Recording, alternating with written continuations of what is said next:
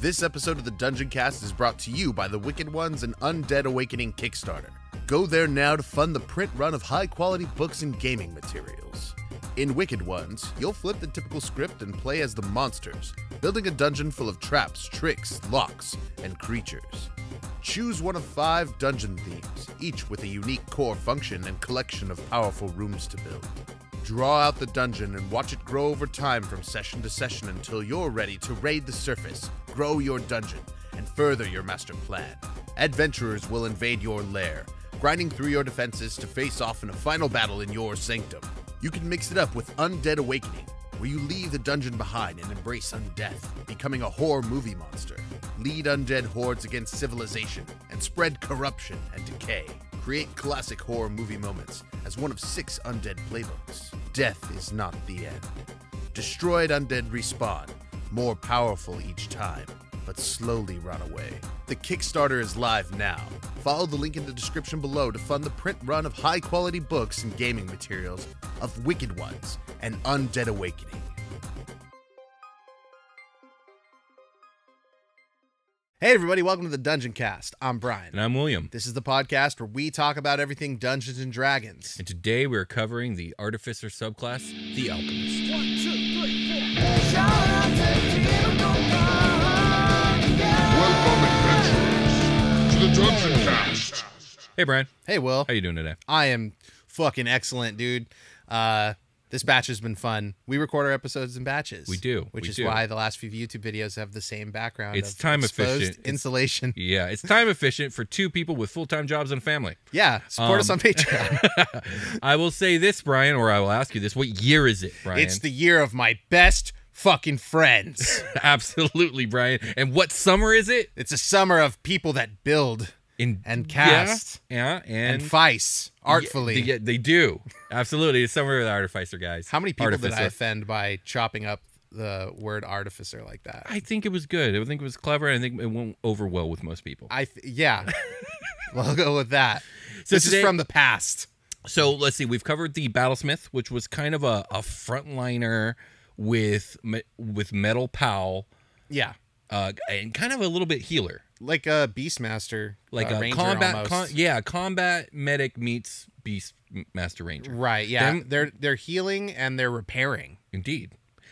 Then we covered the Artillerists with our good friend Robert Hartley, who did an amazing job. Thank you, Robert, for coming on the show. Where we discovered that mechanical sheep were possible, and they also have flamethrowers on their backs. Yes, because as they all should. The Artillerist was heavy firepower. Mm-hmm. Well, today we're getting chemical. Sexy cannon legs. We're getting scientific today. Okay. An alchemist is an expert at combining reagents to produce mystical effects. Alchemists use their creations to give life and to leech it away. Alchemy is the oldest of the artificer traditions, and its versatility has long been valued during times of war and peace. They can make farts smell like whatever they want. Absolutely, they can. Yeah. Tool proficiency at level 3 when you take this subclass. You get this proficiency. You gain the proficiency with alchemist supplies.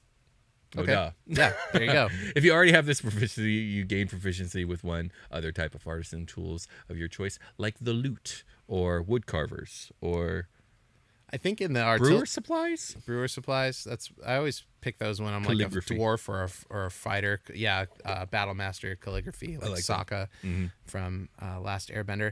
You know, I might have misspoke on the Artillerist episode about like listing tools as proficiencies, like you're proficient with this tool or supply or whatever.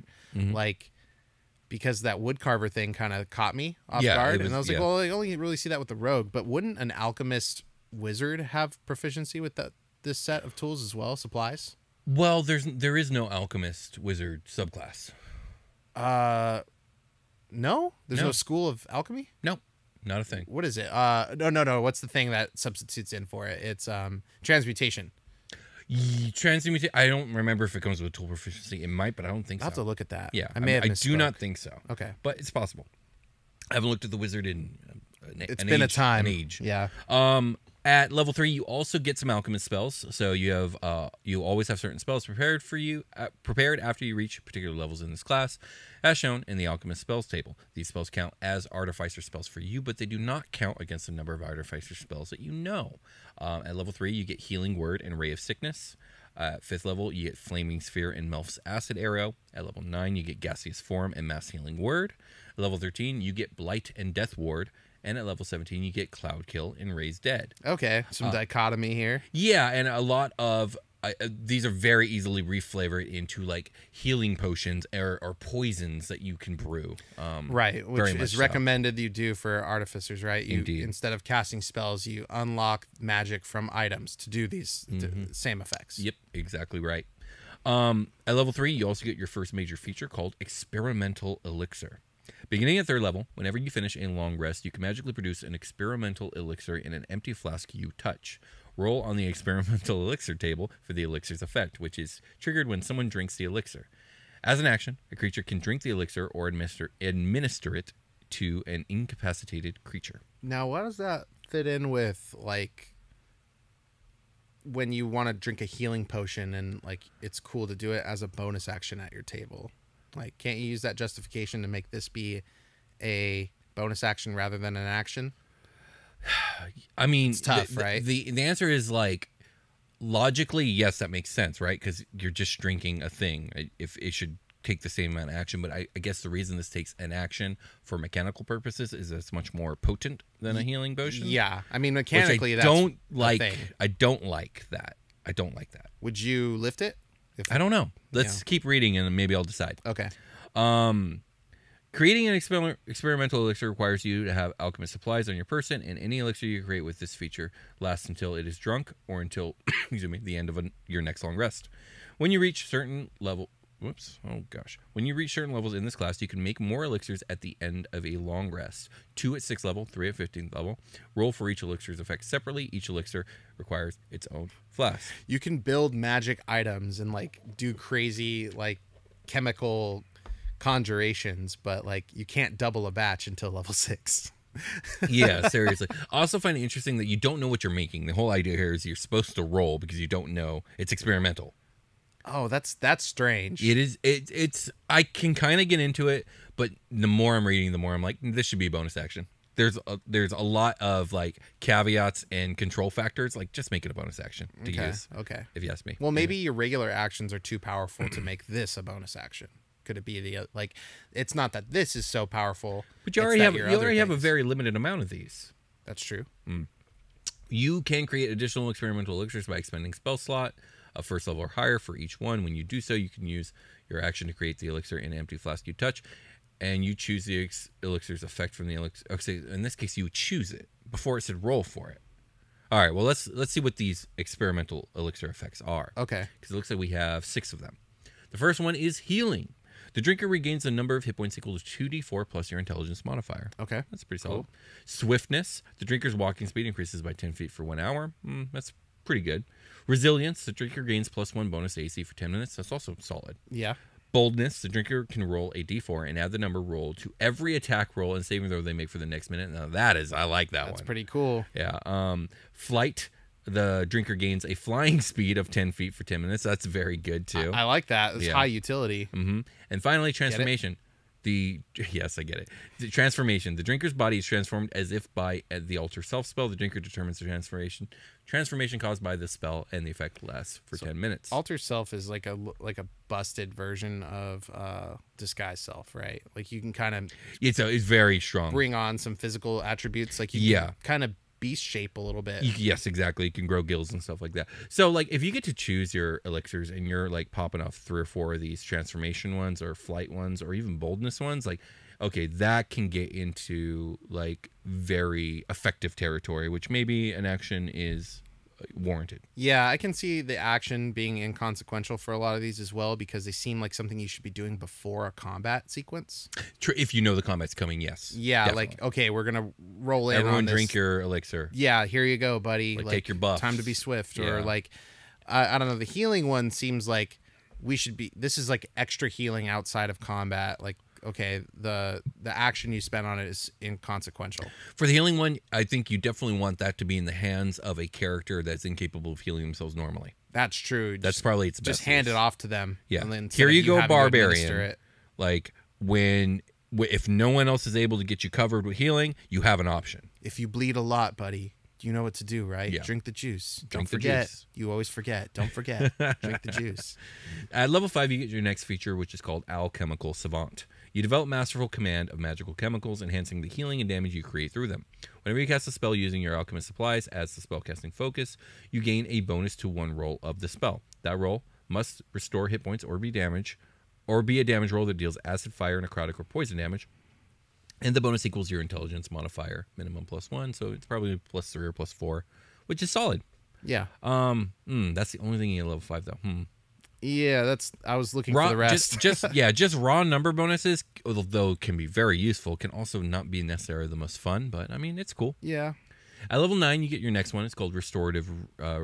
Is it reagents or regents? It's reagents, right? Man, I keep getting burned on this. I would say reagents. Yeah, me too. Restorative reagents. Starting at 9th level, you can incorporate restorative reagents into some of your works. Whenever a creature drinks an experimental elixir you created, the creature gains temporary hit points equal to 2d6 plus your intelligence modifier. That's not too shabby. Not at all. You should have high intelligence as an artificer, right? Definitely. Like Definitely. +3. It should be probably your absolutely main stat. Yeah.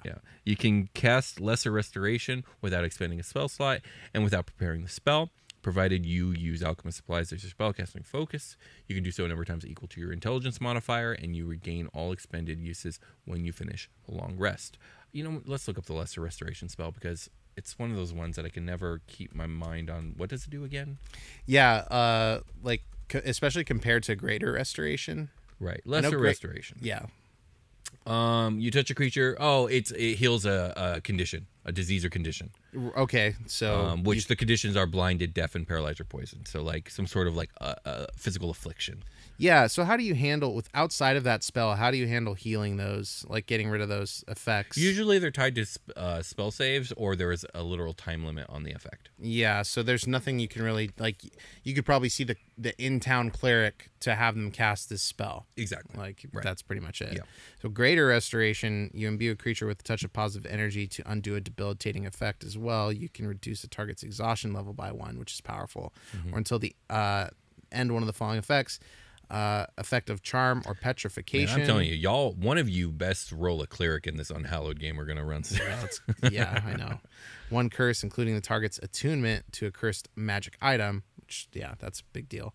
Any reduction to one of the target's ability scores, or 1 effect reducing the target's hit point maximum. I've also seen people get like kind of creative with this and restore like aging effects or like things like that, or like a limb taken by. Like they banish a certain part of their body or whatever the fuck. Yeah, I'm into that.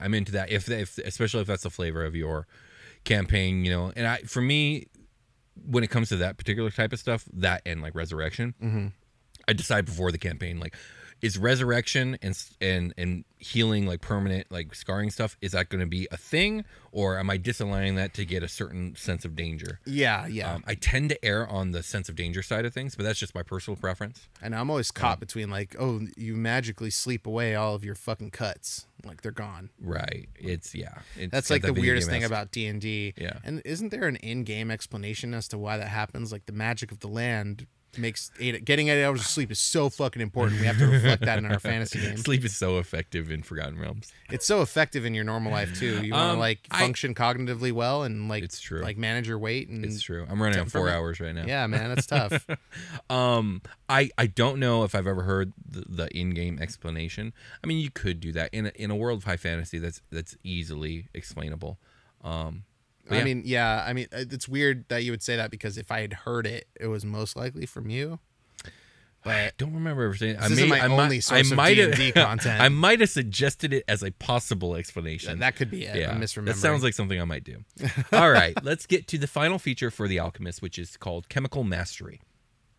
Sorry, I thought we were done. No, we got a little more. Okay. By 15th level, you have been exposed to so many chemicals that they pose little risk to you, and you can use them to quickly end certain ailments. You gain resistance to acid damage and poison damage, and you are immune to the poison condition. At 15th level, that's not that great. No, you're like about 7 levels too late on that one. You can cast Greater Restoration and heal without expending a spell slot. No, that's awesome. That is without cool. preparing the spell and without material components, provided cool. you use alchemist supplies as a spellcasting focus. Because at this point, why wouldn't you? All your features require the alchemist supplies bit. 1 once you cast either spell with this feature, you can't cast that spell with it again until you finish a long rest. I really wish that was tied to the spell casting modifier and not just once a long rest. Oh yeah, okay, that once would be a long cool. rest. That's at level 15. I know. Like, what do you get as an artificer for really high levels? Probably something not at this point. I don't even probably know. doesn't make up for the fact that your level 15 thing. Well, let us isn't know. very Let us know good. what you guys think. Are we wrong? Is this actually solid, or are we right and this is a little lackluster? It seems like there could be some post Tasha style buffs to all the artificers, in my opinion. We'll find out. Yeah, maybe they'll kind of roll them out in some book. Yeah, but before we do find out, we'll take a short rest. Shout out to Team Gorgon. Shout out to Team Gorgon. Oh yeah. Shout out to Team Gorgon. Shout out to Team Gorgon. Oh yeah. We've returned. Indeed, we have. We are back to podcasting. Indeed, we back. are. We're back to podcasting again. We were not podcasting for like a little bit there. Yeah. But here we are. Shit, it feels Podcasters. good. We're podcasters podcasting together in our podcast studio. It's so true. Look at us. Absolutely. You have a Capital P podcast. capital P for professional. Nice. We've got characters, but support us on Patreon if you want, though. Yeah. Where these characters actually get posted. You get their character sheets for free. That's Well, true. Not It's for all free. Patreon, Nothing on Patreon is free. But you get these at the lowest tier. All of these pre-made, usually level 8, sometimes level 6, sometimes level 11 characters. Yeah, you can support us at any monetary value, but that $5 level is where you start getting things back Indeed. from us. Indeed. So am I going first? Yeah. All right. So I built a character. Her name is Arwil Adrotagia. And she is Agitate. Adrotagia. Adrotagia. Okay. Arwil Adrotagia. Damn, I got a crazy name too. All right, let's go. And she is an Owlin, which is a race that you get from the Strixhaven book. Mm-hmm. It is essentially a poor man's Aarakocra, if you will. Oh my, a poor man's Aarakocra? It's just the less good Aarakocra. Yeah, Or maybe why- it's slightly better. Well, let's go over it. Yeah, So- why wouldn't you just like because we reflavor the Aarakocra to be whatever, you know? Like Yeah. Well, I mean, it's an Owlin, so I just thought it was a cool look, man. I was on She gets dark vision because they all do. She has flight thanks to your wings. You have flying speed equal to your walking speed, which is 30 feet. You can't use this flying speed when you're wearing medium or heavy armor. Don't worry, she doesn't. And then she also has silent feathers, which is proficiency in stealth. nice. I Okay. guess the major difference is that Aarakocra have the claw attack, which she doesn't have because she's not like that. She's proficient in stealth instead. Indeed. Which like shouldn't you get both? Uh, You're an owl. You should have some good claws. I mean, yeah, I don't know, man. I didn't make the stat block. I just think the Owlin look kind of cool. So right. Arwil's backstory is that she is the daughter of two very, very prominent Owl people. scientists, alchemists, chemists, if you will, that worked for a major corporation in one of the biggest cities in whatever nation this happens to take place in. She herself is a prodigy and a genius. And unfortunately for her, on a day that she was visiting her parents at their place of work, there was a major accident at the factory / chemical lab, and there was an explosion where she lost both of her parents and her left arm. Oh no. Yes. Rather than letting that like keep her from living her life, she became dedicated to two things. Number one, becoming as great alchemist as her parents, and number two, figuring out what foul play happened on that day, because she has enough evidence, or she witnessed enough things to clue her in that this was not just an accident. This was a targeted assassination of her parents. She found a bunch of clues. Absolutely, she did. But let's get into the mechanics of her. So proficiencies, I gave her sleight of hand, medicine, and glassblowers tools. Obviously, she still has alchemist tools. Let me see here. Her infusions, I chose here. Repeating. Oh yeah. So she has a gun. Yeah, this is a weird Batman Sasuke mix-up, but with guns. It's like more like a Thomas Wayne situation. Absolutely. She invented her gun, in fact, because she's a genius, and so she has the repeating shot magic weapon. She has a perfume of bewitching that she created. She has a homunculus servant, which I was gonna say, like, do you want to help me come up with what her homunculus servant? It's like a little like clay Regular owl. No, exactly. No, yeah, it's absolutely. Not, no, that is so weird. Yeah, and cool. No, I thought it looks exactly like her. It's even missing one of its arms. No, and by the way, well, we're gonna get to the arm thing. 'Cause something cool. I did something cool, but anyways, You applied Hashirama's cells. No, I did not. Okay. You know what? We're just gonna go with the homunculus servant. Was something she accidentally created with her chemistry, and when she accidentally created a sentient, like a unicorn toy or something like that. No. She created an accidental sentient blob. Okay. A little miniature. Oh my gosh, what are they called? Like Bob the Blob. Gelatinous cube. The L is silent. But yes, like Bob the Blob. Yeah. As a matter of fact, it's called Bob the Blob. It's just called Bob. The L is silent. Sure. Yeah, sure. That. Okay. She has a Candle of the Deep. This is a fusion. What does the Candle of the Deep do? Let me see. That's a fun joke. Like when you're registering everybody for papers to like get on a train or something like that. Mm-hmm. And it's like, what's this thing's name? Bob. You wrote Blob. Yeah. No, I wrote Bob. The L is silent. Her Candle of the Deep is a magical candle that continues to burn even when immersed in water. So she has a bunch of like chemical phenomenon like she's invented because of her genius intellect.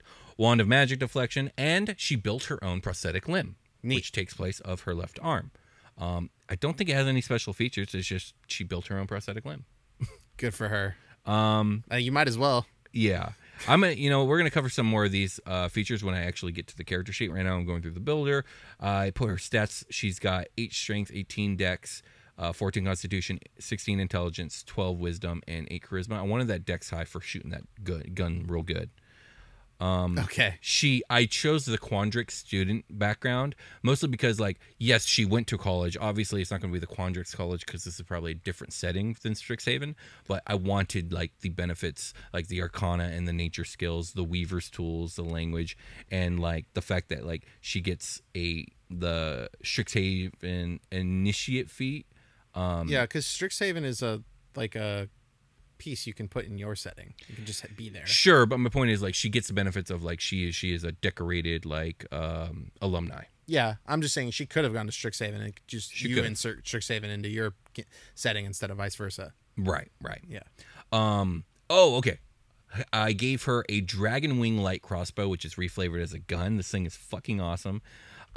Its range is 80 to 320 feet, and it does 1d8 damage of a dragon breath type of your choosing.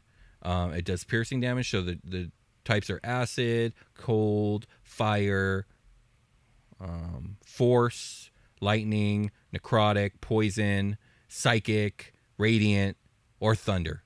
She can literally any of those from her super magic crossbow that she created. She has a cloak of many fashions, which allows her to change the style, color, and apparent quality of her garment. I picture this as, again, she made this out of a special material that like kind of does what she wants and defies physics. And she's wearing scale mail, so I guess she can't fly. I should really change that. She's wearing robes. We'll figure out the rest later. Let's actually look at the character sheet because I know I took some feats and I want to get into them. Okay. Let me see here. Features and traits. Feats. A sharpshooter. Attacking at long range doesn't impose disadvantage on your ranged weapon attack rolls, and your ranged weapon attacks ignore half cover and 3/4 cover. Before you make an attack with a ranged weapon that you are proficient with, you can choose to take a -5 penalty to the attack roll to add +10 to the attack's damage. So she's real set on avenging her parents. Okay, neat. With this awesome fucking dragon bow that she made. That's cool. Is there any other feature that I think is worth mentioning? Let's see here. We covered all the experimental elixir stuff, and we've covered all the artificer stuff that all artificers get. Spells, let's see. I chose Cure Wounds, Grease, Healing Word, Ray of Sickness, Tasha's Caustic Brew, Flaming Sphere, Mel's Acid Arrow, Web. So a lot of this is like, chemical bombs and that do like crazy shit. Okay. And that pretty much is it for Arwell Agitagia. Do you got any questions? No, I do not have Okay, any yeah, questions. she's Very cool. she's a little bit of a genius scientist, a little bit of a crazed gunman, Yeah, a little bit, a little bit crime fighter, a little bit a little bit, master sleuth, kinda. just a little bit. She's A little bit trained in column A, investigation. column B. All right, well, tell us about your character, Brian. I will right after this short break. Okay. Okay, I am now ready to talk about my character. Tell me all about it. My Him, cha- her, I don't know. Her. Okay. I went with Lady Rabbit as well. Okay. I'm a The Harangon. Welcome to the Harangon verse. Nice. My name is Effluvium Apparabitum. Effluvian? Effluvium. Yeah. And was it apparabit? It means an unpleasant or harmful odor, Oh, no. secretion, or discharge. Oh, no. Stank rabbit? Apparabitum. Stink rabbit. Yeah, stink rabbit. Okay, tell Stink us all bunny. about Stink Bunny. So I'm a Harangon. I went with the small size, which is super important. Harangons get speed of 30 feet. The hair trigger, which is adding your proficiency bonus to your initiative rolls. The Leoprine sense, which means you have proficiency in the perception skill. The lucky footwork, when you fail a dexterity saving throw, you can use your reaction to roll a d4 and add it to the save, potentially turning the failure into a success. You can use this reaction if you are prone. Your speed is 0. And Rabbit Hop, as a bonus action, you can jump a number of feet equal to 5 times your proficiency bonus without provoking opportunity attacks. You can use this trait only if your speed is greater than 0. You can use it a number of times equal to your proficiency bonus, and if you regain all expended uses when you finish a spell slot. So now that we're through that, which I will continue to do from here out, I got level 8 in Artificery. The stats, let's go straight over to the character sheet, because I think there's nothing that I can't garner I'm from there at this pulling up point. your character sheet right now. Okay, we got dump stat, strength -1, took an 8. Dexterity 16, it's going to put me at a +3. We're going to go flat for con, 10 + 0. 16, so a +3 in intelligence. 12 + 1 in wisdom with that proficiency, with that perception bonus. I didn't feel too bad about that. And then +2 to charisma.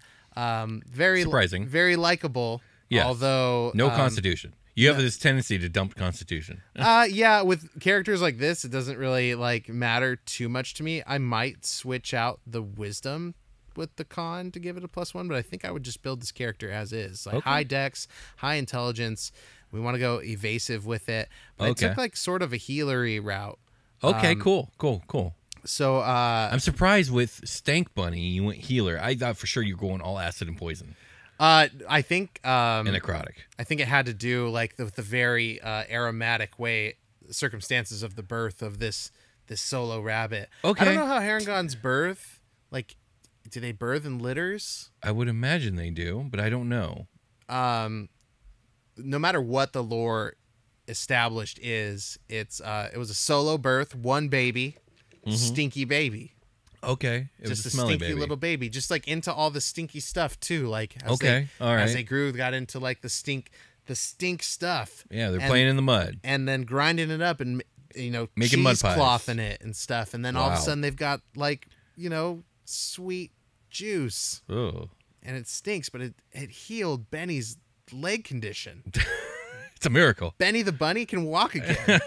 We never And thought it's- it could be so. It's thanks to Flu. We'll call her Flu. Flu. I like that. That part I like. Flu. That's cute. Yeah. So, just kind of keen to looking at the land and figuring things out, and coming up with concoctions and stuff off the fly.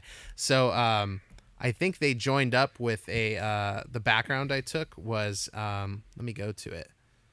But Clan Crafter was the background. What is background? It's under features and description. traits? Description, So as well respected as clan crafters are among outsiders, no one esteems them quite so highly as dwarves do. Probably joined a dwarven commune of some kind, Okay, like and a studied guild. under and learned how to make maps.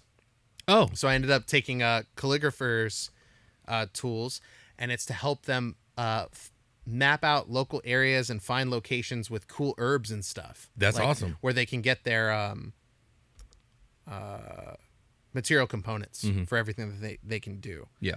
So this is kind of the inherent way they become an artificer, sort of innately, with these extra skills around. They can also they're also proficient with brewer supplies, which I think is a cool sort of spin.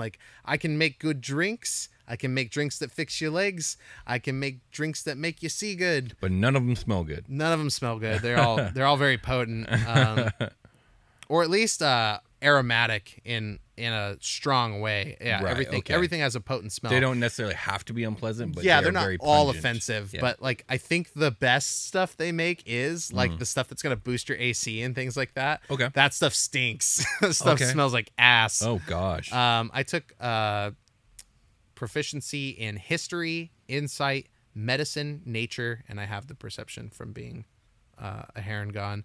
I've got the +6 initiative. Without any armor, I'm at a 13 for armor class, so that could probably be a 15 easily. But yeah, let's see. Do I have anything else that I want to add to this? Like, that's the meat and potatoes of it. Like, we're gonna lean into like the healing side of things here. I do have a feat that I took. Is that under features and traits? It should be the last tab Feats, under yeah. features and traits. Yeah. So I have healer, which I probably in hindsight should have flipped at my first proficiency bonus increase. You know, you can take feats there. I should have taken healer first instead of second because I built a level 8 character. What does So healer do? When you use a healer's kit to stabilize a dying creature, that creature also regains 1 HP. So normally it wouldn't grant HP bonus, so they would just be stable and unconscious, so they won't die. They don't have to make saves. Okay. This would cause them to get up. As an action, you can spend one use of the healer's kit to tend to a creature and restore 1d6 plus 4 HP to it, plus additional HP equal to the creature's maximum number of hit dice. The creature can't regain HP from this feat again until it finishes short or long rest. So you could pretty much do your whole party as long as you have Right, and without using your spell slots, so you still have those. Right. You just need like supplemental components healing. in your healer's kit. Yeah, supplemental healing. I like it. And so at level 8, I would have taken this other thing, which is some experiment went wrong, and now I'm telepathic now. Okay, cool. You're able to speak telepathically to any creature as long as you share a language. You also learn the Detect Thought spell and can cast the spell without expending a spell slot, recharging on a long rest. You can also cast this spell using spell slots you have of the appropriate level, which is 2nd level. I thought that'd be really cool to have like a weird side effect from like messing around with chemicals all the time and stuff like that. I thought that'd be a really cool spin. Like you lost an arm. I lost an arm. It was like I did a bad experiment. Now I don't know what I did to make myself telepathic, but it stunk. It was so terribly nasty smelling. As a matter of fact, you've now lost your sense of smell. That's the trade-off. Yeah, I can't smell anything, but I sure can read your fucking mind. So I know if something smells bad. There we go. I like that. It's like you're making breakfast for the party, and everybody wakes up, and all the thoughts you hear are like, "Oh my god, that fucking stinks!" I like Every it. time. It's like, yeah, I know it's gonna be delicious though. And they're like, yeah, we know it's gonna be delicious. That's great. I really like that. Yeah. So that's flu for short, but effluvium apparabitum. I like it. Welcome You made to a the good character, Harengonverse. Brian. Thanks. All right. We ready for a long rest?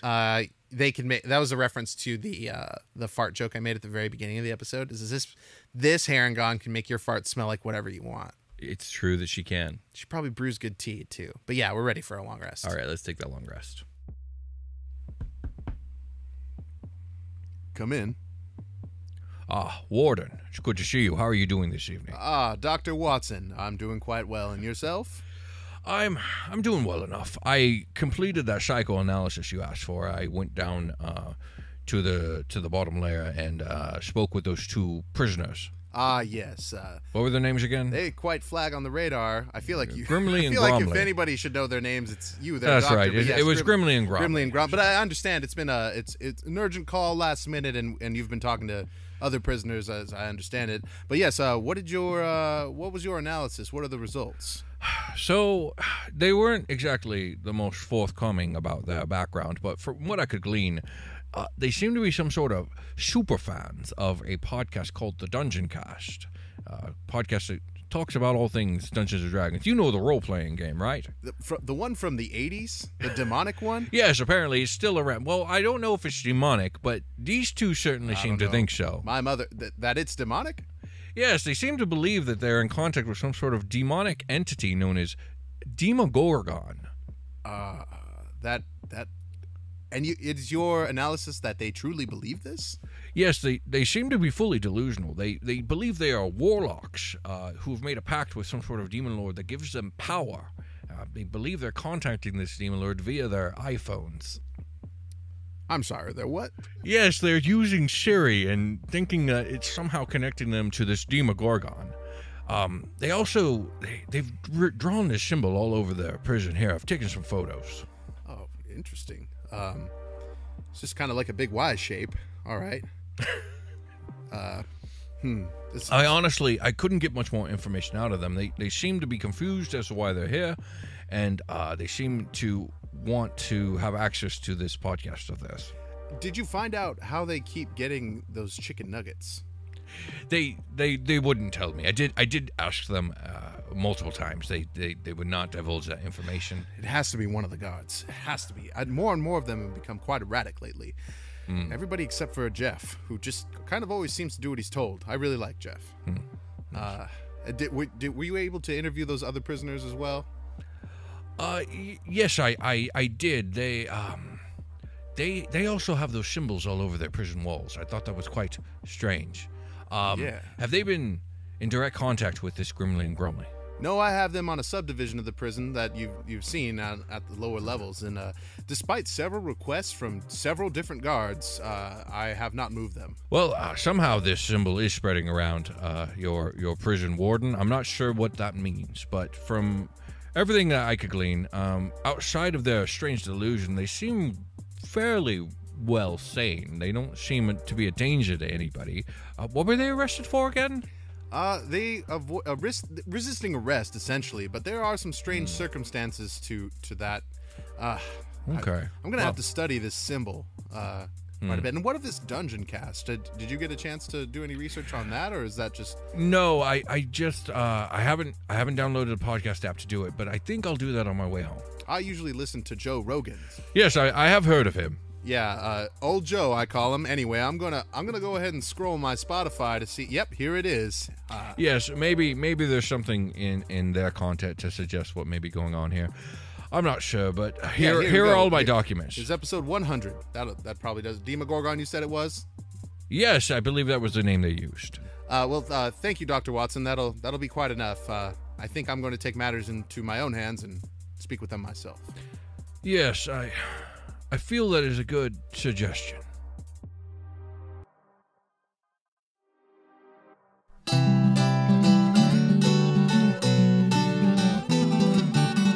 Shout out to Demogorgon, oh yeah! Hey everybody, welcome to The Long Rest. This is the part of the episode where we're just going to stop talking about Artificers in the way we were. Indeed. But like, it is the summer of. Indeed it is. Indeed it is.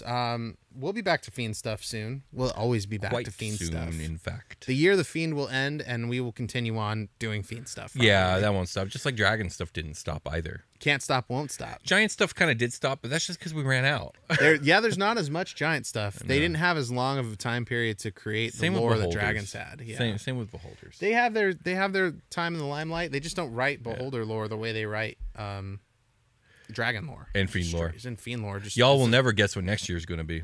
No, you probably won't. There are 3 people out there who already know. Yeah. And they work for us. Indeed they do. Love you guys. Thanks for everything you do. Yeah. We're fucking worms.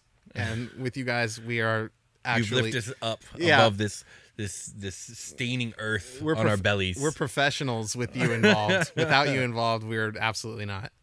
Anyway, thanks to everybody who supports us, including those on Patreon. We really appreciate you guys. We do. Thank you so much. The studio I don't know if we're going to get the drywall done before the next recording, but that's the goal right now. Okay. Sounds good. And yeah, I got a new chair, like we said. You did. I mean, like... It's a secret lab chair. It's a secret lab chair. I bought it with my own money, but the money that you guys provided was able to free me up enough to do that. So, because these chairs are kind of hardcore.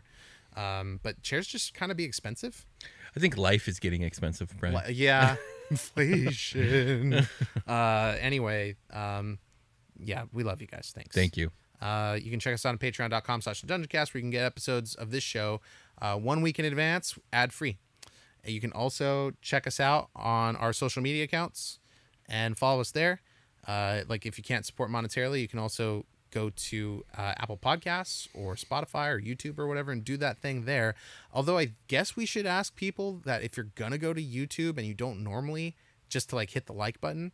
I guess YouTube hates that. Yeah, that we're not sure, but that could possibly be the reason we got demonetized for quote unquote invalid traffic. Right. If you're not a normal YouTube viewer, but you go and you like and subscribe, but then you don't watch anything, that might smell funny to Google, and they think that we're illegal bot makers or something. Yeah, it's so weird that we've been doing it for strange. so long with no change in. We've never done anything, so I don't know. We didn't do anything. Yeah, we didn't do anything wrong. We didn't do anything. Google just came and took our money. But yeah, if you guys want to donate to us, like, because that was a chunk of revenue that just is gone because Google said so. Yeah. I think we're landing on like the 60-day marker is coming up for that. Yeah. And that's when they're supposed to tell us if we're good boys. That's our guess. We're guessing. Right. It was a guess that We have done every possible thing that we could think to do to remediate this. And because we want to keep making content, and we're going to keep putting out the YouTube video, but shit, man, like this sucks. That's how the YouTube money was how we got off the ground. Yeah. And true. then we made a Patreon. But now it's like, well, dude, without Patreon, like, where's our rock? Because it looks like people can just fuck around with our money whenever they want. Indeed. So yeah, we're doing what we can about it. But thanks you guys for your support. You're making it a lot easier to do this, and for us to like buy lighting and cameras and stuff to make this like a really cool project that we're super proud of. Yeah. So yeah, thanks a lot. Super Quest Saga is on the way out the door. That is to say that the campaign is almost finished recording. We're going to be releasing those on a monthly basis from here on out, just until it's done. And that's kind of working out for us because there have been some major schedule hiccups. Yeah, that some we didn't serious foresee. ones. But we're very close. I do think there's only 3 more episodes to record before the finale. Yeah, or, I mean, 3 more episodes is the finale, and then we'll record an epilogue. Maybe we'll see if you guys don't die. Yeah. So are we doing the rest of those in person? We can. I'm open to it. Yeah, maybe we can subvert some of our scheduling issues by going to and getting Freeland used to the Unhallowed schedule that's going to come out, which is like once a month on the weekend.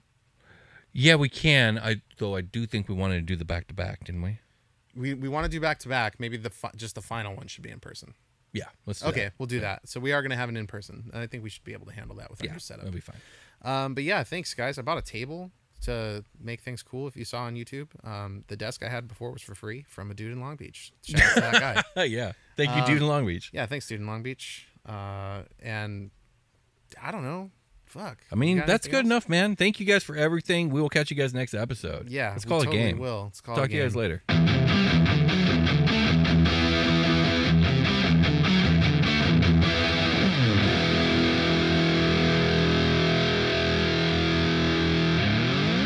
The Dungeoncast.